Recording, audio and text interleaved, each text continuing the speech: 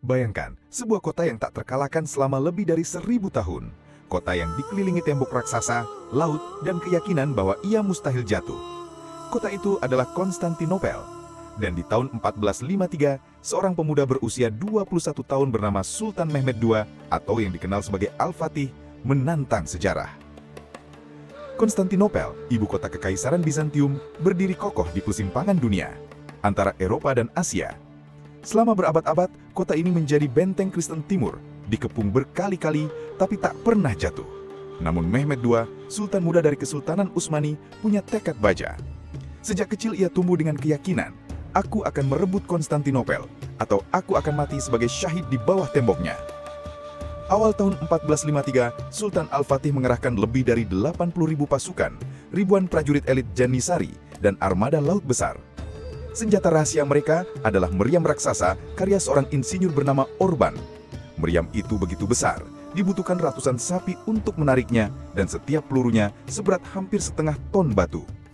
Sementara di dalam kota, Kaisar Konstantin XI hanya punya sekitar 7.000 prajurit untuk bertahan menghadapi kekuatan raksasa Utsmani.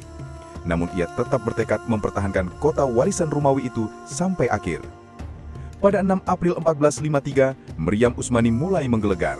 Tembok Konstantinopel yang selama ini dianggap tak tertembus mulai retak demi retak. Namun Bizantium bertahan mati-matian. Mereka menutup Golden Horn dengan rantai baja raksasa agar kapal-kapal Utsmani tak bisa masuk. Sultan Mehmed tidak menyerah. Dalam manuver yang mengejutkan dunia, ia memerintahkan pasukan mengangkut kapal-kapal lewat daratan, melintasi Bukit Galata. Dalam satu malam, puluhan kapal perang Utsmani muncul di dalam teluk yang tadinya dianggap aman. Itu adalah pukulan besar bagi pertahanan Bizantium. Setelah hampir 2 bulan pengepungan, kota itu mulai kehabisan harapan. Pada 29 Mei 1453, menjelang fajar, Sultan Mehmed memerintahkan serangan besar-besaran. Gelombang pertama menyerang, disusul gelombang kedua. Pertahanan Bizantium mulai rapuh. Lalu pasukan elit Janissary maju membawa panji Islam. Kaisar Konstantin XI sendiri turun ke medan perang, bertarung hingga akhir hidupnya. Tapi ketika bendera Utsmani berkibar di atas gerbang kerajaan, takdir Konstantinopel sudah ditentukan.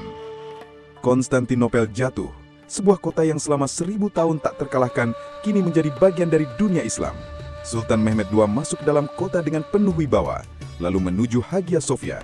Ia menjadikannya masjid, simbol kemenangan sekaligus awal babak baru. Sejak hari itu, Sultan Mehmed mendapat gelar Al-Fatih, sang penakluk, dan Konstantinopel berubah nama menjadi Istanbul, ibu kota megah Kesultanan Utsmani. Kisah ini bukan sekadar tentang meriam raksasa atau strategi perang, tapi tentang keberanian, tekad, dan keyakinan seorang pemuda yang mengubah jalannya sejarah. Sultan Al-Fatih membuktikan bahwa tak ada benteng yang terlalu kuat bila hati dan keyakinan lebih besar dari tembok yang menjulang tinggi.